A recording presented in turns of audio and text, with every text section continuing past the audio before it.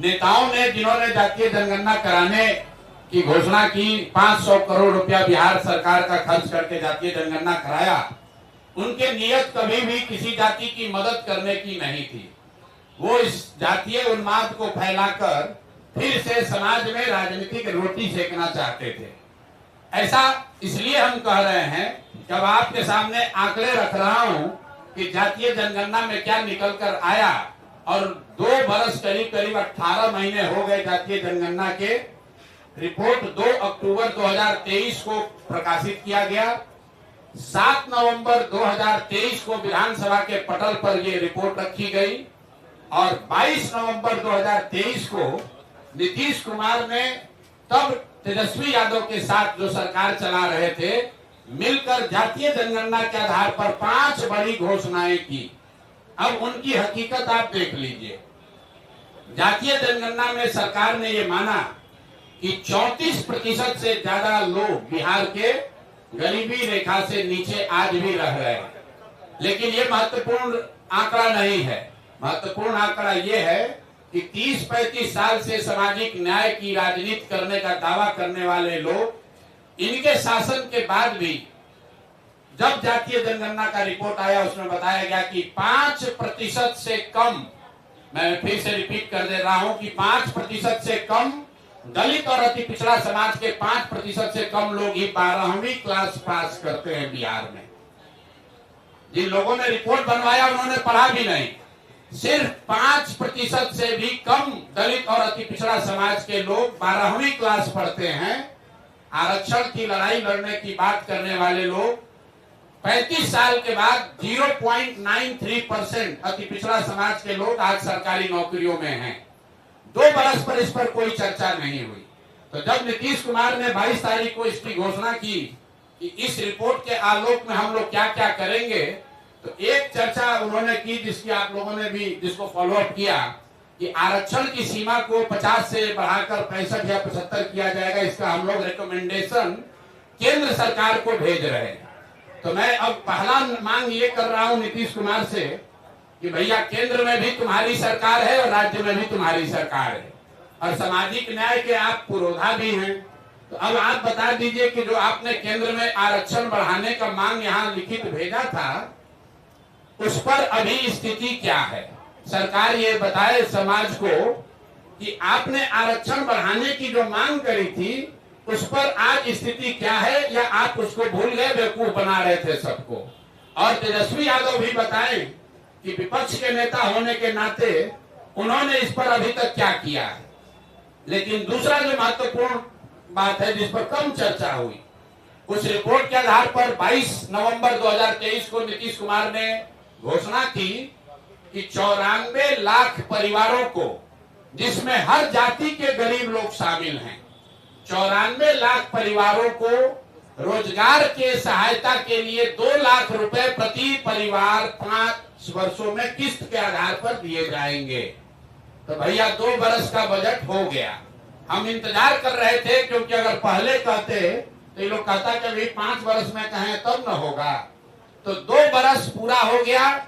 मैं सरकार से ये पूछना चाहता हूं, जनसुराज परिवार ये जानना चाहता है कि 94 लाख लोगों को जिनको 2-2 लाख रुपया देने का आपने वादा किया था, उसमें कितने लोगों को आपने कितना पैसा दिया, और अगर नहीं दिया तो मान लीजिए कि जैसे आपके मोदी जी, आपके जो आजकल जिनके आप लाडले मुख्यमंत्री हैं, मोदी जी ने जैसे 15 लाख रुपया सबको देंगे का जुमला फेंका था, आप भी ये मानिए कि आपने भी ये बिहार के लोगों को जुमला दिया था कि 94 लाख परिवारों को, और इसमें सिर्फ किसी जाति विशेष के लोग नहीं हैं।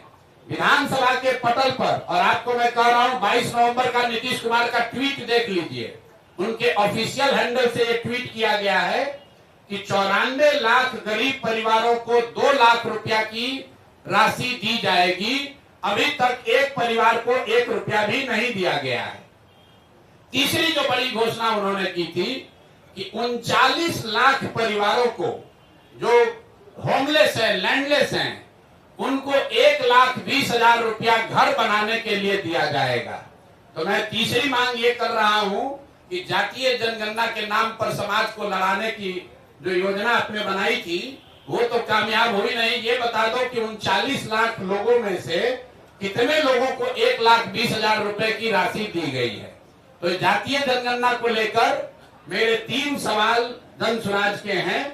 पहला कि आरक्षण बढ़ाने के लिए जो आपने दावा किया था कि आप केंद्र सरकार को रिकमेंड कर रहे हैं, उस पर आज स्थिति क्या है? किस तारीख को आपने रिकमेंड किया और केंद्र सरकार ने उस पर क्या निर्णय दिया? क्योंकि केंद्र में भी भाजपा और नीतीश की ही सरकार है, और अगर नहीं दिया तो प्रधानमंत्री अभी आ रहे 24 तारीख को, तो मधुबनी में प्रधानमंत्री को यह घोषणा करना चाहिए, जवाब देना चाहिए, क्योंकि जदयू के लोग भी भीड़ जुटाने में लगे हैं।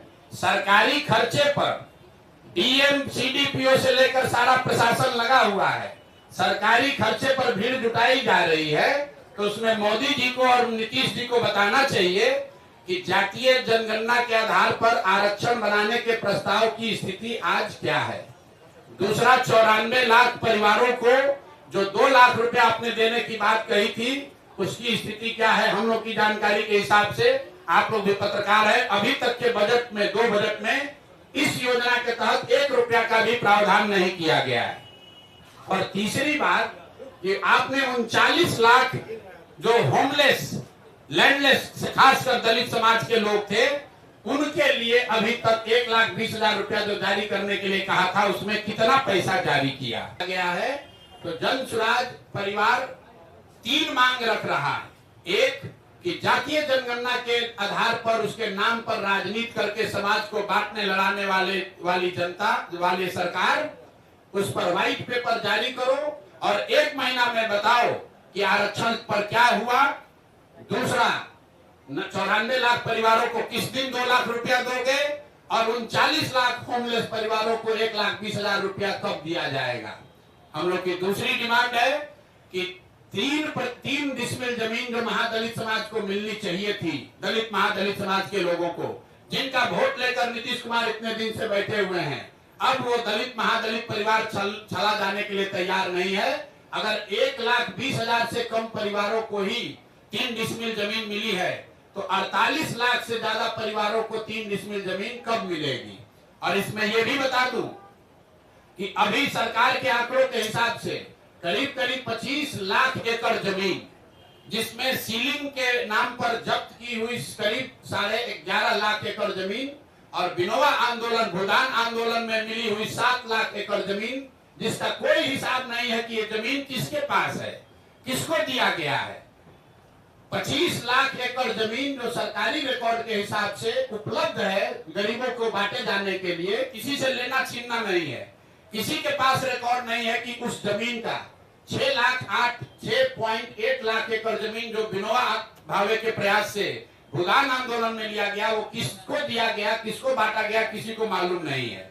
करीब 12 लाख एकड़ जमीन यहाँ सीलिंग के नाम पर जब्त किया गया या सीलिंग के नाम पर लिया गया, वो जमीन किसको मिली वो भी किसी को पता नहीं है। तो हम लोग की दूसरी मांग ये है कि ये 3 डिसमिल जमीन जो 50 लाख परिवारों को, दलित और महादलित परिवार को आपको देना था, ये कब तक पूरा करोगे ये बताओ। और तीसरी ये बात है कि भूमि सर्वे के नाम पर ये जो नया उद्योग तुमने शुरू किया है और अफसरों के जरिए महीनों में करोड़ों रुपया की सरकार उगाही कर रही है, इसको तुरंत बंद कीजिए।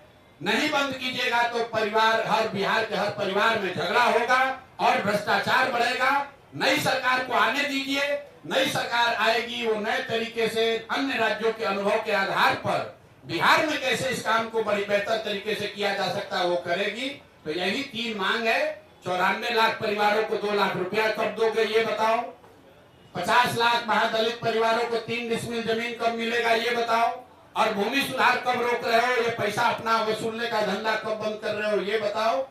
ये तीनों मांग लेकर आपके सामने आज हम लोग आए हैं। 1 महीना का सरकार को समय दे रहे हैं, सरकार को 1 महीना का समय दे रहे हैं। 11 मई से बिहार के हर गांव में 40,000 से ज्यादा रेवेन्यू गांव में जन स्वराज वहां बैठक करेगी और लोगों से इन 3 मुद्दे पर उनसे वार्ता करके इस विषयों पर सिग्नेचर कैंपेन, हस्ताक्षर अभियान शुरू करेंगे। और हम लोग 11 जुलाई को 1 करोड़ लोगों का इन 3 मुद्दों पर 1 करोड़ लोगों का हस्ताक्षर लेकर मुख्यमंत्री और राज्यपाल दोनों को हम लोग जाकर ज्ञापन देंगे, लेकिन ये मामला वही नहीं रुकेगा। इसके बावजूद अगर सरकार ने एक्शन नहीं लिया तो आपके इंटरेस्ट के लिए बता देते हैं, इस विधानसभा का जो अंतिम सत्र अभी होने वाला है, उस सत्र में जन स्वराज अपनी पूरी ताकत से विधानसभा को घेरा। दूसरा जो सबसे बड़ा ठगी का काम नीतीश कुमार ने किया है पिछले 10 वर्ष में, दलित महादलित के नाम पर बहुत दिन से राजनीति चल रही है। आपको याद होगा नीतीश कुमार ने 2006 में महादलित विकास योजना, महादलित विकास मिशन बनाया था। उस मिशन में एक बड़ा वादा ये किया गया था कि दलित समाज के जितने लैंडलेस होमलेस लोग हैं उनको 3 डिसमिल जमीन, 1306.8 स्क्वायर फीट जमीन घर बनाने के लिए दिया जाएगा। ये वादा नीतीश कुमार ने महादलित मिशन के नाम पर 2008-06 में किया था। योजना शुरू की गई 2008 में, और पिछला जो आंकड़ा अभी उपलब्ध है, सरकार के द्वारा उपलब्ध कराया गया है, उसके अनुसार 2,34,000 दलित परिवारों को, उसमें कुछ ईबीसी परिवार भी शामिल हैं, 2,34,000 परिवारों को ही आज तक ये 3 डिसमिल जमीन दी गई है। और उसमें भी आश्चर्य की बात सुनिए, अभी एक देशपाल कमेटी है जो प्लानिंग कमीशन ने इस योजना के इवैल्यूएशन के लिए उनका इस्तेमाल किया, उनको भेजा पटना बिहार में, और देशपाल कमेटी की रिपोर्ट में बताया गया है कि 2,34,000 परिवारों को, जिनको सरकार कह रही है कि हमने लैंड 3 डिसमिल जमीन दे दिया, उसमें 1,20,000 परिवार ऐसे हैं जिनको जमीन तो दी गई लेकिन आज तक उसको पोजेशन नहीं मिला, उसको कहीं बाढ़ का, कछाड़ का ऐसा जमीन दिया है जिसका पोजेशन ही नहीं मिला।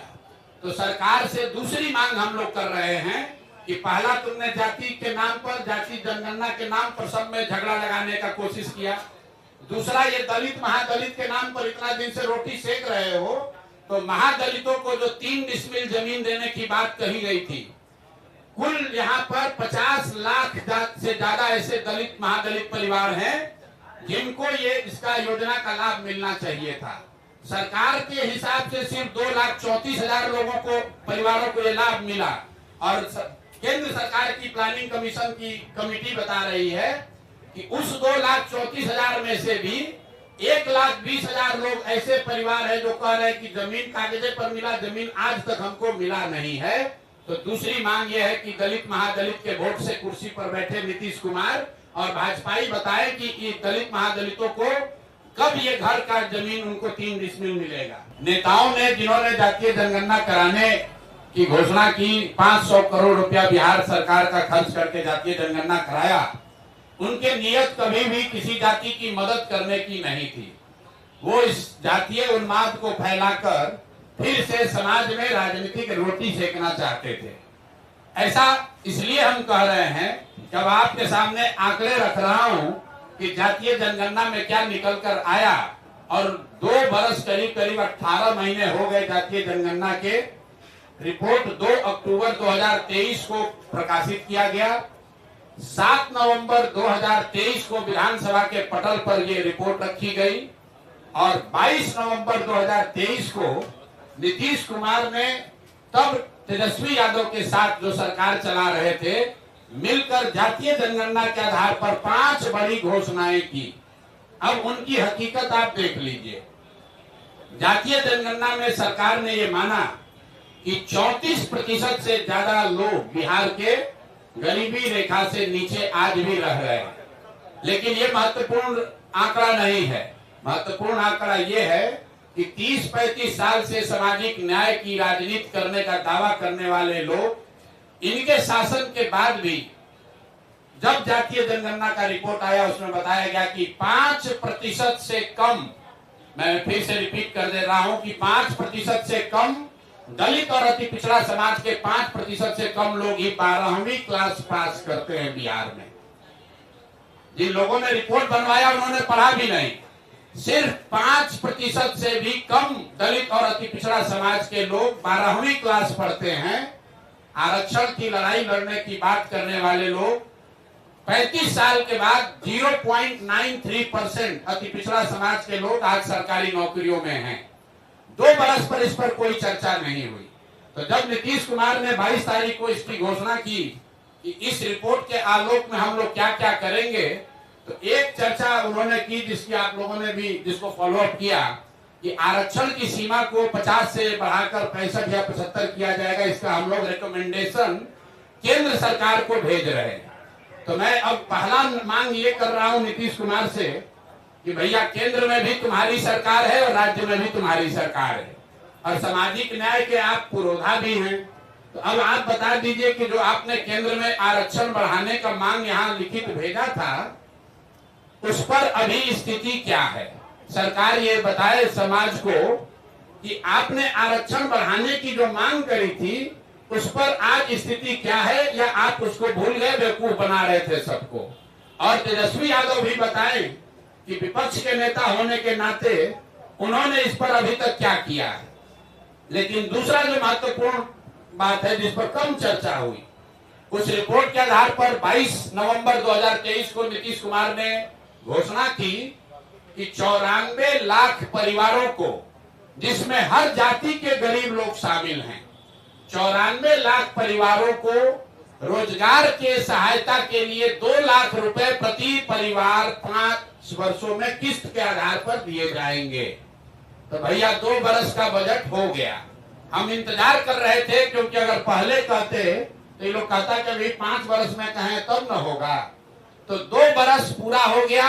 मैं सरकार से ये पूछना चाहता हूं, जन सुराज परिवार ये जानना चाहता है कि 94 लाख लोगों को जिनको 2-2 लाख रुपया देने का आपने वादा किया था, उसमें कितने लोगों को आपने कितना पैसा दिया, और अगर नहीं दिया तो मान लीजिए कि जैसे आपके मोदी जी, आपके जो आजकल जिनके आप लाडले मुख्यमंत्री हैं, मोदी जी ने जैसे 15 लाख रुपया सबको देंगे का जुमला फेंका था, आप भी ये मानिए कि आपने भी ये बिहार के लोगों को जुमला दिया था कि 94 लाख परिवारों को, और इसमें सिर्फ किसी जाति विशेष के लोग नहीं हैं, विधानसभा के पटल पर। और आपको मैं कह रहा हूं 22 नवंबर का नीतीश कुमार का ट्वीट देख लीजिए, उनके ऑफिशियल हैंडल से ये ट्वीट किया गया है कि 94 लाख गरीब परिवारों को 2 लाख रुपया की राशि दी जाएगी। अभी तक एक परिवार को 1 रुपया भी नहीं दिया गया है।